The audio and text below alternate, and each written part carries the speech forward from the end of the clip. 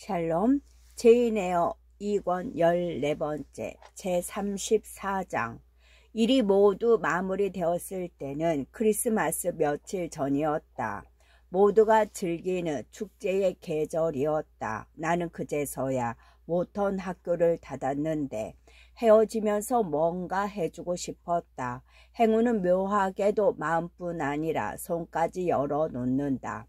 큰 행운을 얻었을 때 그중 일부를 남에게 베푼다는 것은 특별히 솟아오르는 감정의 배출구를 마련해 준다.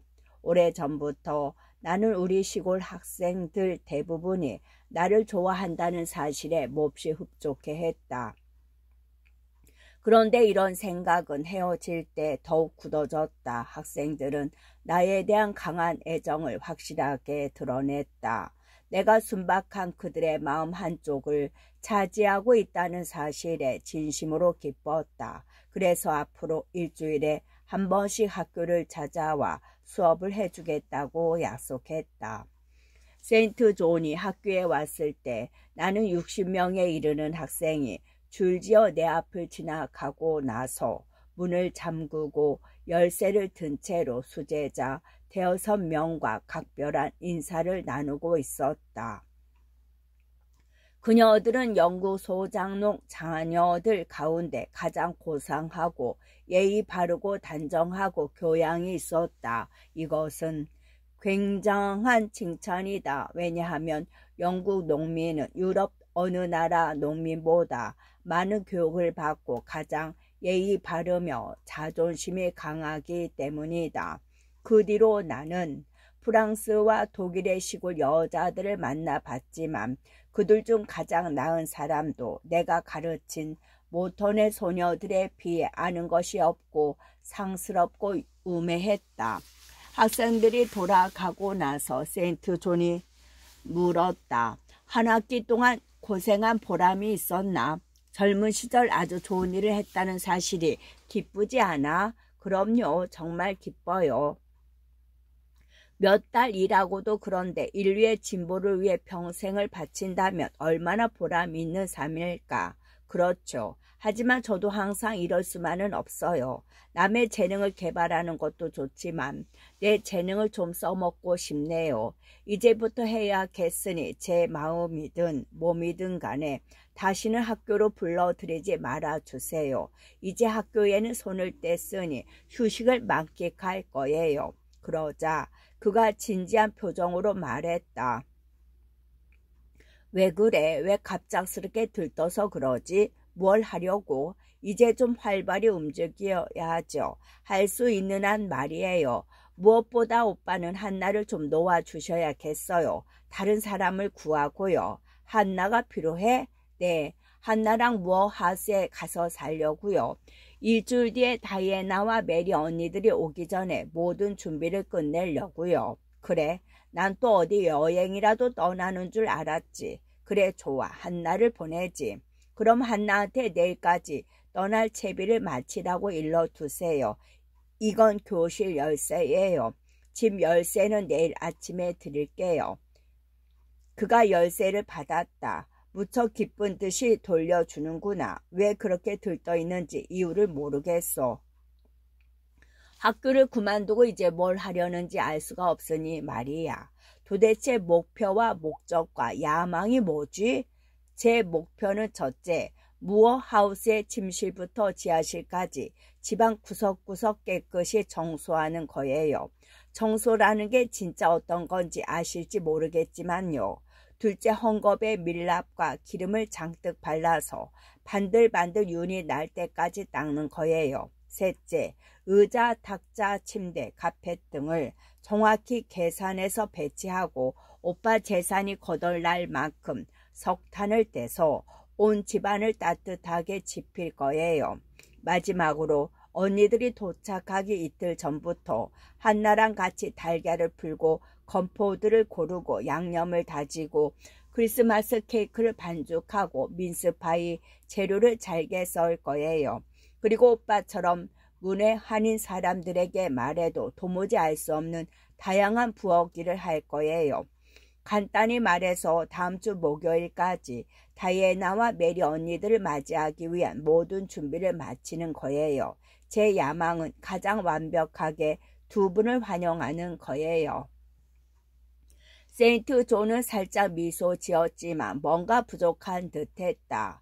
지금이야 그것만으로 좋아하겠지만 들뜬 기분이 한풀 꺾이고 나면 가족의 사랑이나 가사의 기쁨보다 좀 더 고상한 것을 찾지 않겠어? 이 세상에서 이보다 더 좋은 게 어딨어요. 나는 그의 말을 가로막았다. 아니야, 제인. 그렇지 않아. 이 세상은 열매를 맺는 곳이 아니야. 그렇게 하면 안 돼. 또한 쉬는 곳도 아니지. 그러니 게으름 피워서는 안 돼. 정반대로 엄청 바쁘게 움직일 거예요. 당분간은 용서해 주지.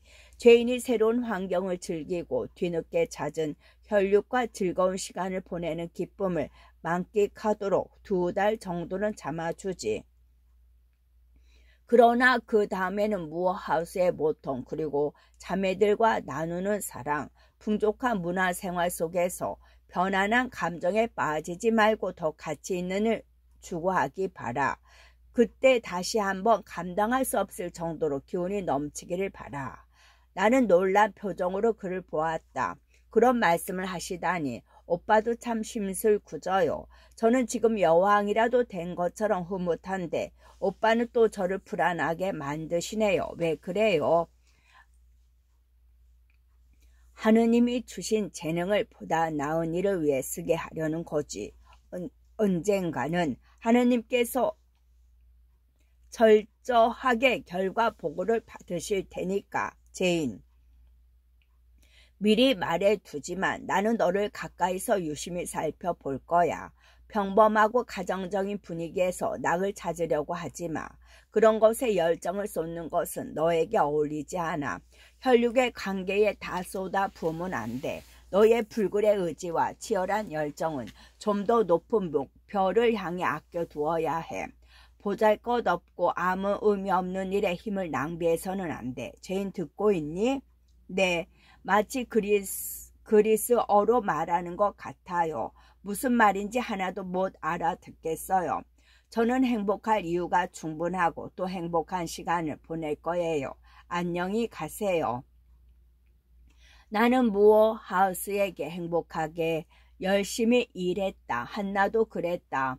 나는 무어하우스에서 행복하게 열심히 일했다. 한나도 그랬다. 어지럽혀져서 엉망진창인 집안을 이리저리 뛰어다니며 신나게 먼지를 털고 쓸고 닦고 훔치고 요리하는 나를 보며 그녀는 매우 재미있어 했다. 하루 이틀은 온통 뒤죽박죽으로 어질러져 있어 정신이 없었지만 차츰 정리해 나가는 즐거움이 있었다.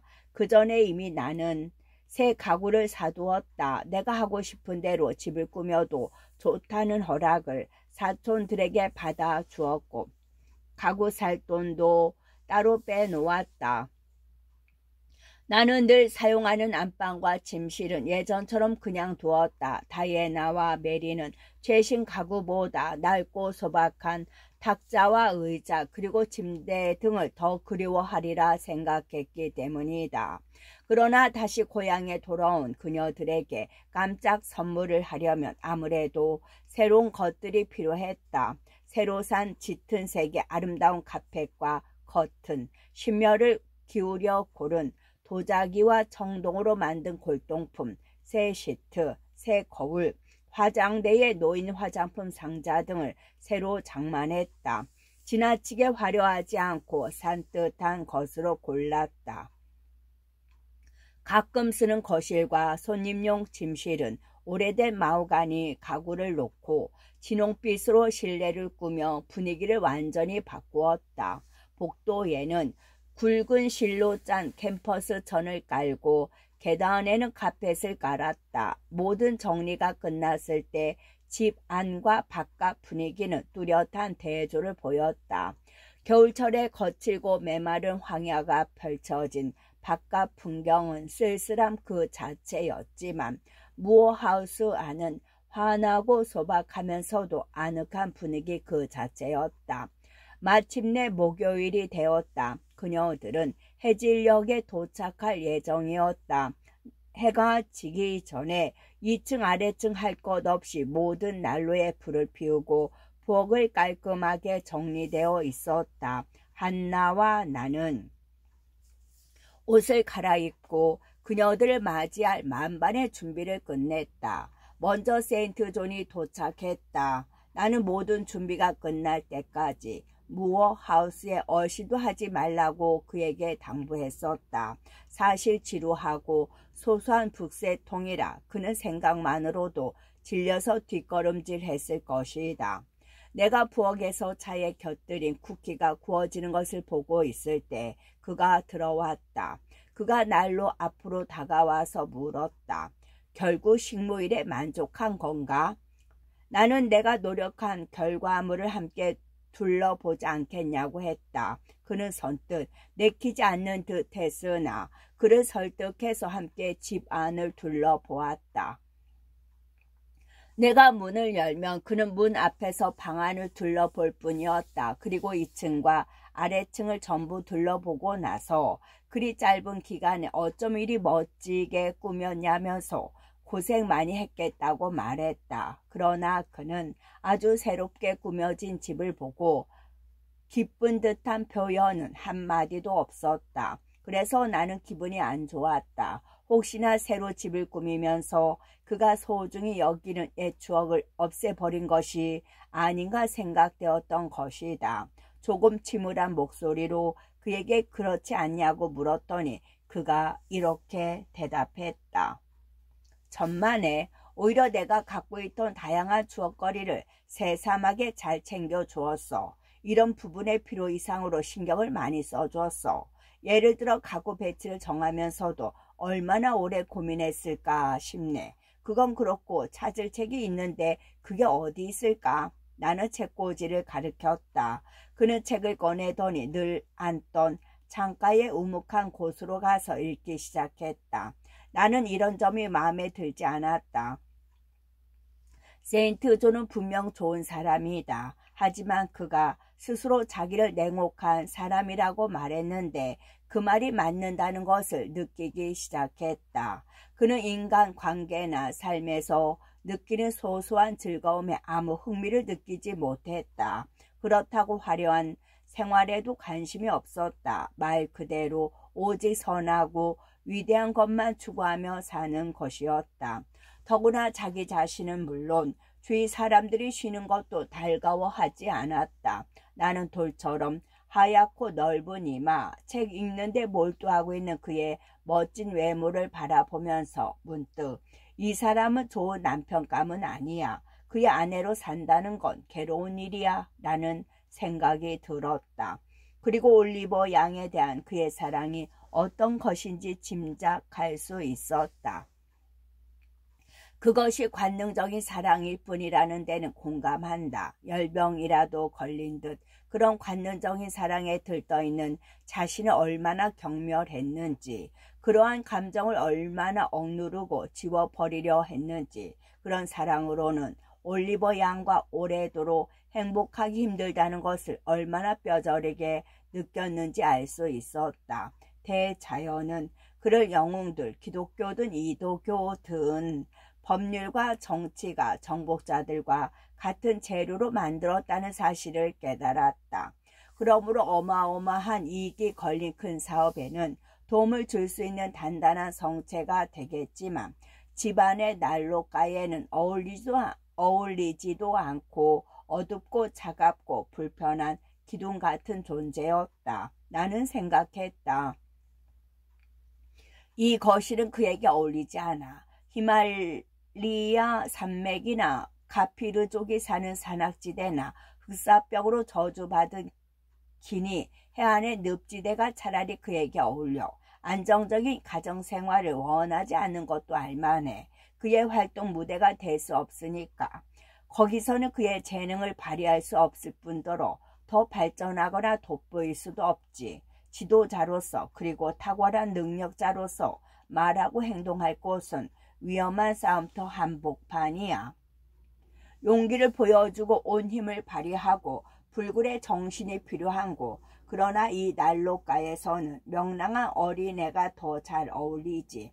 그는 선교사의 길을 잘 선택한 거야. 이제야 나는 그걸 깨달았어. 오셨어요. 지금 오고 계세요. 한나가 거실 문을 열어 젖히며 외쳤다. 덩달아 늙은 칼를 롤로도 기쁜 듯이 지저댔다. 나는 밖으로 뛰어나갔다. 벌써 어둑어둑했지만 마차 바퀴 소리가 또렷이 들려왔다. 한나는 곧 초록불을 켰다. 쪽문 앞으로 마차가 멈추자 마부가 마차 문을 열어주었다. 눈에 익은 모습이 마차에서 내리고 또 한 사람이 내렸다. 잠시 뒤 나는 본닛을 쓴 메리의 보드라운 뺨과 역시나 본닛을 쓴 다이애나의 물결치른 곱슬머리 사이에 내 얼굴을 묻었다. 그녀들은 환하게 웃으며 나와 한나에게 차례로 인사했다. 또 그녀들은 기뻐 날뛰는 칼을 롤러를 쓰다듬은 다음 안부를 묻고 모두 잘 있다는 대답을 듣고 나서야 얼른 집 안으로 들어갔다. 오랜 시간 덜컹거리는 마차에 있었던 그녀들은 차가운 밤 공기에 몸이 뻣뻣하게 얼어 있었다. 그러나 활활 타오르는 따뜻한 난로불에 몸을 녹이자 그녀들의 얼굴은 다시 생기 발랄해졌다. 마부와 한나가 짐을 나르는 동안 자매는 세인트 존을 찾았다. 이때 그가 거실에서 나왔다. 두 사람은 동시에 그의 목을 끌어 안았다. 그는 한 사람씩 차분하게 인사하고 낮은 목소리로 환영 인사를 했다. 그러고는 잠깐 그들의 이야기를 듣다가 곧 거실에서 다 함께 보자는 말을 남기고 도망이라도 가듯 얼른 거실로 들어갔다. 나는 그녀들이 2층으로 올라갈 수 있게 촛불을 밝혀주었다. 다이애나가 마부를 대접해주라고 지시한 다음 두 사람은 내 뒤를 따라 올라왔다. 그녀들은 새 장식품이며 새 카펫, 화려한 채색의 도자기 화병 등으로 새롭게 꾸민 자기들 방을 보고 굉장히 좋아했다. 고맙다는 인사를 아낌없이 했다. 내 마음대로 꾸며 놓았는데 그들이 흡족해하고 집으로 돌아온 그들에게 새로운 즐거움을 주게 되어서 나는 더없이 기뻤다. 그날 밤은 정말 즐겁고 행복했다. 기쁨이 절정에 달한 사촌 언니들의 끊임없는 얘기는 세인트 존의 침묵을 채우고도 남았다. 그는 누이 동생들과 다시 만나게 되어 진심으로 기쁘기는 했지만 그녀들의 활활 타오르는 열정과 주체할 수 없는 기쁨에는 공감할 수 없었다. 그는 다이애나와 메리가 집으로 돌아와서 기뻤지만 거기에 따르는 즐거운 소동이나 반가운 마음에 쏟아내는 수다는 지루해했던 것이다. 나는 그가 내일은 좀 더 조용했으면 한다는 것을 알고 있었다. 차를 마시고 1시간쯤 지난 밤에 즐거운 분위기가 최고조에 이르렀을 때 현관문 두드리는 소리가 들렸다. 한나가 나갔다가 들어오더니 말했다. 초라한 행색의 남자아이가 목사님을 찾아왔어요. 자기 어머니가 돌아가시려고 한다면서 목사님을 모시러 왔다네요. 어디 사는 아이지? 위트크로스 브라우에서 한참 위쪽이요. 4마일 약 6.5km쯤 떨어진 곳인데 가는 길에 황무지와 늪천지예요. 가겠다고 얘기해요. 안 가시는 게 좋겠어요. 해가 지면 걷지도 못할 험한 길이에요. 늪지대에는 길도 나 있지 않는걸요. 더구나 이렇게 추운 밤에요. 이렇게 매서운 바람도 없을 거예요. 아침에 가신다고 하시는 게 좋겠어요. 그러나 그는 이미 복도에 나가서 외투를 걸치고 있었다. 그는 실은 기색 하나 없이 집을 나섰다. 그때가 9시였다. 그는 자정 넘어 집으로 돌아왔다. 지치고 배도 고팠지만 떠날 때보다 표정이 좋아 보였다. 의무를 다했기 때문이다. 그는 자신의 자제력에 스스로 만족했던 것이다. 그 다음 일주일은 그의 인내력이 실현기에 놓이는 한 주였다. 크리스마스가 있었던 것이다. 우리는 특별한 일 없이 여러 가지 집안일을 하며 즐겁게 보냈다. 들판의 공기, 내 집이라는 자유로움, 풍요로운 삶에 대한 희망 등은 다이애나와 메리에게 마치 생명을 되살리는 명약과도 같은 듯했다. 그들은 아침부터 밤까지 하루 종일 쾌활했다. 그들은 끊임없이 이야기했다. 재치 넘치고 명쾌하고 기발한 그녀들의 이야기에 나는 푹 빠져서 그들과 같이 이야기를 나누는 것이 무엇보다 좋았다. 세인트 존은 왁작지껄하게 구는 우리에게 잔소리를 하지는 않았지만 끼어들지도 않았다. 그는 대부분의 시간을 밖에서 보냈다. 그의 교구는 넓었고 주민들은 여기저기 이곳 저곳에 흩어져 살았다. 그는 교구에 사는 환자와 가난한 사람들을 방문하느라 하루하루 바쁘게 보냈다. 어느 날 아침 식사를 하는 중에 다이애나가 잠깐 뭔가를 생각하더니 세인트 존에게 말했다. 오빠의 계획은 지금도 변함없는 거예요? 변하지도 않았고 변할 수도 없어. 그는 대답하고는 내년에 떠나는 것은 확정되었다고 말했다. 그럼 로저먼드 올리버 양은요? 메리가 말했다. 부지불식간에 튀어나온 말인 듯했다. 그러고는 뱉은 말을 도로 주워 담으려는 듯한 몸짓을 했다. 세인트 존은 읽고 있던 책을 덮고 고개를 들었다. 책을 읽으면서 밥을 먹는 것은 사교적이지 못한 버릇이었다. 로저먼드 올리버 양은 그랜드시와 결혼할 거야. 가장 훌륭하고 가장 존경받는 집안 사람이지. 프리드리 그랜비 경의 손자이자 상속인이야. 어제 올리버 양이 아버지한테 들었어. 누이 동생들은 서로 얼굴을 마주 보더니 나를 쳐다보았다. 우리 셋은 그에게 얼굴을 돌렸다. 그의 얼굴은 유리처럼 고요했다. 급하게 결정했을 거예요. 사귄 지도 얼마 안 되었을 거고. 다이애나가 말했다. 2달 되었지. 두 사람은 지난 10월에 주최한 자선 무도회에서 만났거든. 그러나 아무런 걸림돌이 없고 여러모로 바람직한 결혼은 오래 끌 필요 없지. 두 사람은 프리드리히 경이 물려준 저택 개축 공사가 끝나는 대로 곧 결혼식을 올릴 거야.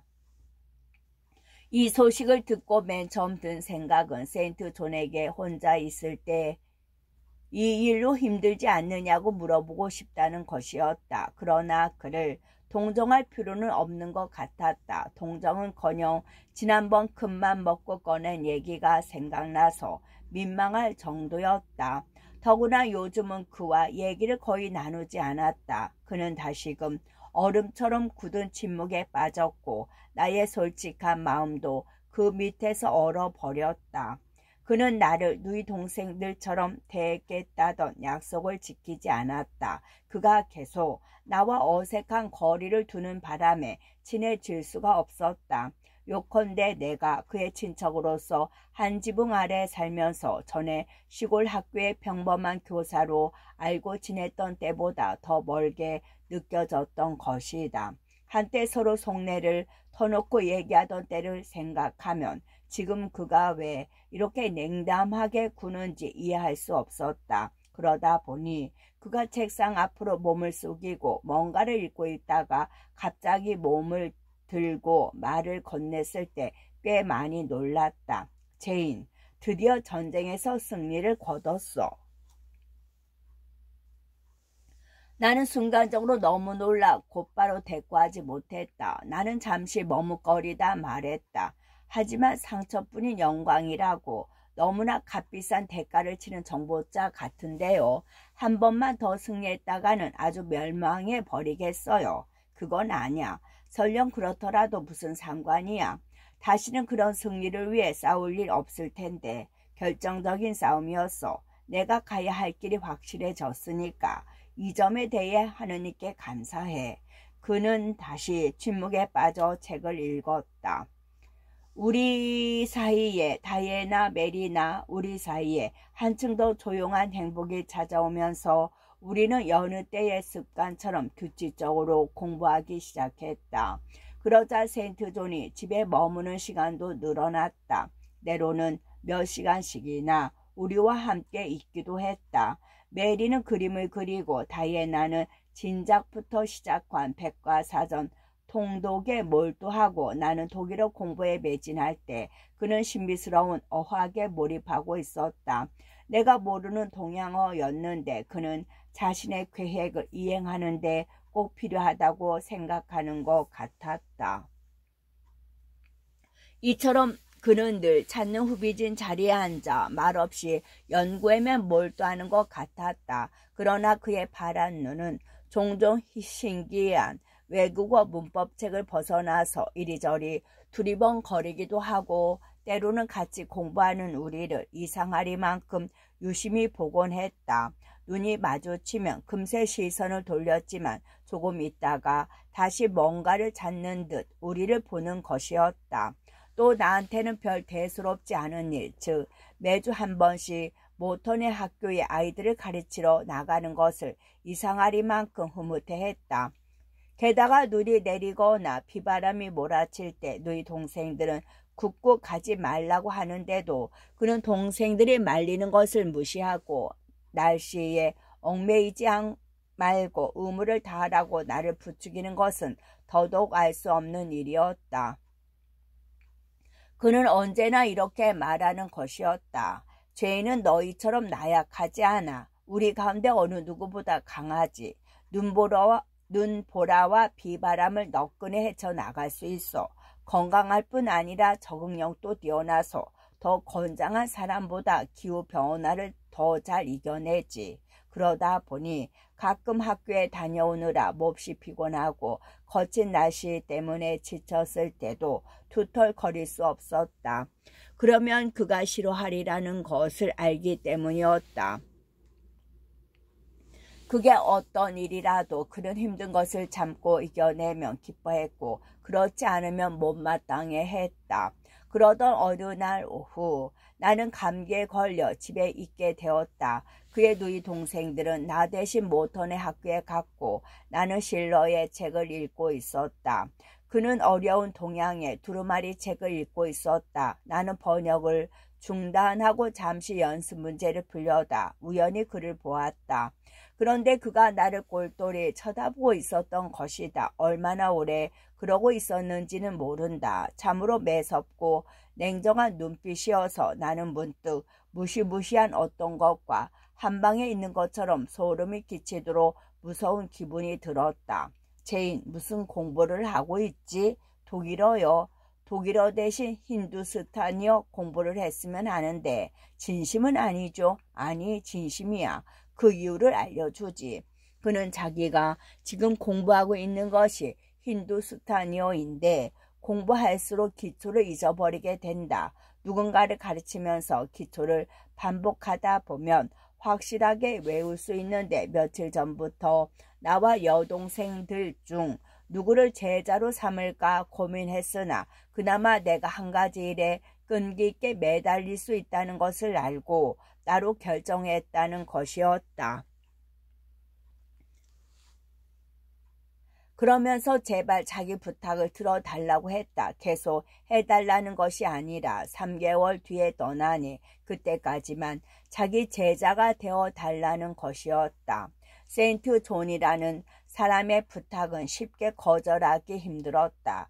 괴로운 일이든 즐거운 일이든 한번 감명받은 것은 그의 마음속에 각인되어 영원히 지워지지 않는다. 나는 그렇게 해주겠다고 했다. 다이애나와 메리가 왔을 때 다이애나는 자기 학생이 오빠의 학생이 되었다는 사실을 알고 깔깔대며 웃었다. 그리고 두 자매는 한 목소리로 자기들 같으면 절대 설득당하지 않았을 거라고 했다. 나는 태연하게 대답했다. 나도 그렇게 생각한다. 그는 아주 끈기 있고 인내심이 강하고 엄격한 선생이었다. 그는 나에게 많은 것을 기대했고 내가 그의 기대에 부응하면 나름의 방식으로 칭찬을 아끼지 않았다. 차츰 그는 영향력을 발휘해 자유로운 내 정신을 올가매기 시작했다. 그의 칭찬과 조언은 냉담한 지급보다 더 불편했다. 그가 옆에 있으면 마음대로 얘기하거나 웃을 수도 없었다. 그는 적어도 내가 쾌활하게 구는 것을 못마땅히 한다는 사실이 나를 끊임없이 괴롭혔던 것이다.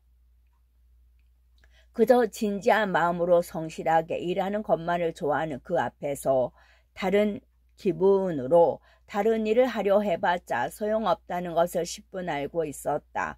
나는 마법에 걸려 몸과 마음이 얼어붙는 듯했다. 그가 가라 하면 가고 오라 하면 왔다. 이것을 하라고 하면 했다. 나는 하인처럼 순종하기 싫어서 차라리 나를 무시해버리면 좋겠다는 생각을 몇 번이나 했다. 어느 날 밤 잠자리에 들 시간이 되었을 때 그의 누이 동생들과 나는 그의 옆에 서서 잘 자라는 인사를 나누었다.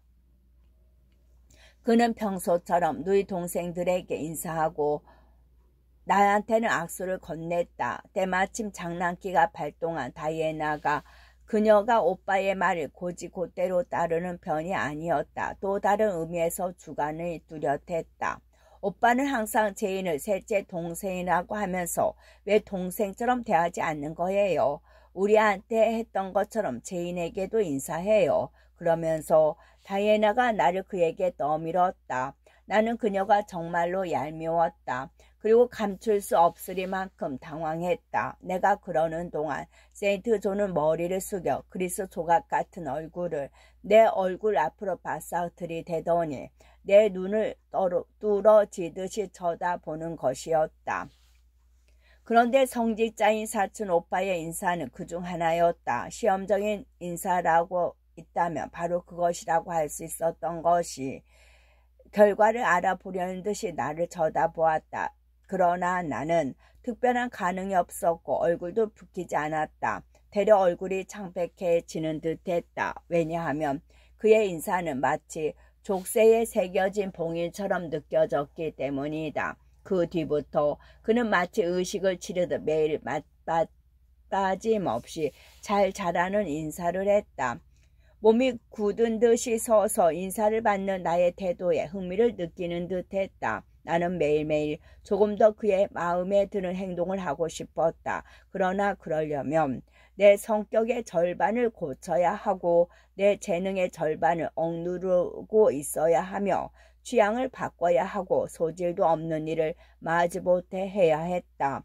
그는 내가 아무리 애써도 도달할 수 없는 수준까지 나를 끌어올리려고 훈련시켰다. 그가 정해놓은 높은 수준까지 이르려면 끊임없는 고통을 감내해야 했다. 그것은 마치 나의 못생긴 이목구비를 그의 정확하고 고전적인 형틀에 맞추려 하고 냉정하지 못한 초록빛 내 눈동자를 자기 눈처럼 엄숙한 눈빛에 파란 눈동자로 바꾸려는 것처럼 무모한 일이었다.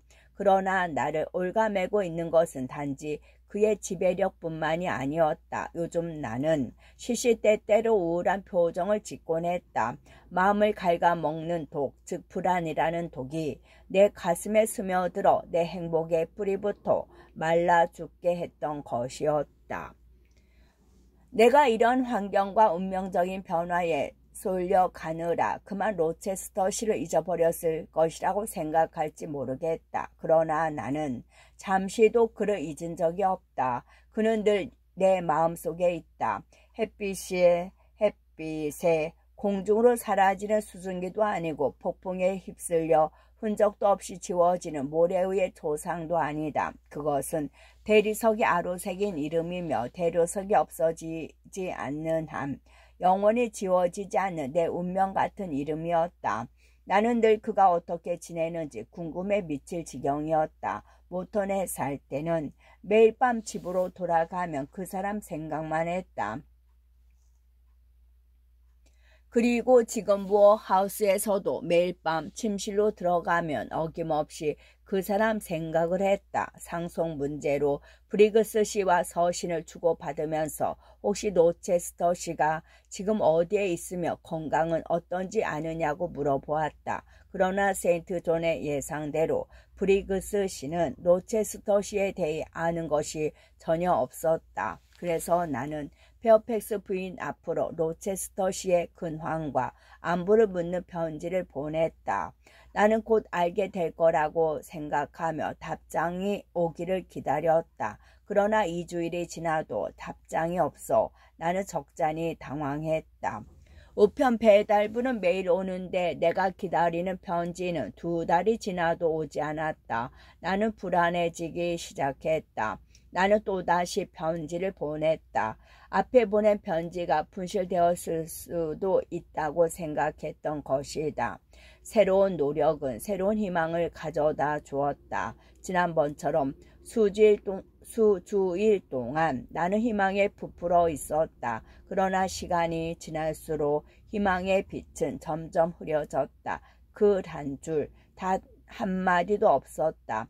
헛된 기대 속에서 6개월이 지났을 때 마침 내 희망은 사라졌다. 그리고 나는 어두운 절망에 빠졌다. 화창한 봄날, 나를 둘러싼 풍경들은 온통 찬란하게 빛났건만 나는 그것을 즐길 여유가 없었다. 여름이 다가왔다. 다이애나는 풀 죽은 내 기운을 북돋워 주려고 애썼다. 기력이 떨어진 것 같으니 바닷가로 여행을 가자는 것이었다. 그런데 세인트존은 안 된다고 했다. 그의 말로 나는 기분 전환보다 일에 매달리는 게 훨씬 도움이 된다는 것이었다. 지금 아무런 목적 없이 살고 있으니 확실한 목표부터 세울 필요가 있다고 했다. 그러면서 지금 나에게 부족한 부분을 메우기라도 하려는 듯 힌두스탄이어 공부 시간을 늘리고 하루빨리 그 언어를 통달하라고 몰아붙였다. 나는 바보처럼 그의 뜻을 따랐다. 사실 따르지 않을 수 없었던 것이다. 어느 날 나는 연희 때보다 더 우울한 기분으로 공부를 시작했다. 심한 절망감에 맥이 빠져 있었던 것이다. 그날 아침 한나가 내 앞으로 편지가 왔다고 하기에 손꼽아 기다리던 소식이라도 철석같이 믿고 단숨에 아래층으로 달려갔다. 그러나 그것은 브리그스 씨로부터 온 별 중요하지 않은 사무적인 편지였다. 기대가 무너지자 눈물이 쏟아졌다. 그리고 인도 필경사가 쓴 어려운 글자와 장황한 형용사를 보고 있으려니 또다시 눈물이 고였다. 세인트 존은 나를 부르더니 자기 옆으로 와서 읽어보라고 했다. 그러나 목이 메어 목소리가 나오지 않았다. 흐느낌이 말을 삼켜버린 것이었다. 방에는 둘뿐이었다. 다이애나는 응접실에서 피아노를 치고 있었고 메리는 정원일을 하고 있었다. 활짝 깬 5월 어느 날이었다. 구름 한 점 없는 하늘에서 밝은 햇빛이 내리쬐고 바람은 부드러웠다. 내 스승은 억눌렸던 내 감정이 폭발한 것을 보고 놀라기는커녕 왜 그러냐고 묻지도 않았다. 다만 이렇게 말했다. 마음이 가라앉을 때까지 가만히 있어, 제인. 그러고는 내가 터져 나오는 울음을 간신히 참고 있는 동안 책상에 기대어 가만히 앉아 있었다. 마치 병세가 악화되리라고 예상하고 있었던 환자를 의학적인 시선으로 바라보고 있는 의사처럼 말이다. 나는 겨우 울음을 삼키고 눈물을 닦았다. 오늘 아침부터 기분이 별로 좋지 않았다고 중얼대며 공부를 다시 시작했다. 마침내 공부가 끝나자 세인트 존은 내 책과 자기 책을 정리하고 책상 서랍을 잠그고 말했다. 제인, 나와 함께 산책이나 나가지. 다이애나와 메리 언니들도 같이 가요. 아니, 오늘은 둘이서 산책하고 싶어. 끝.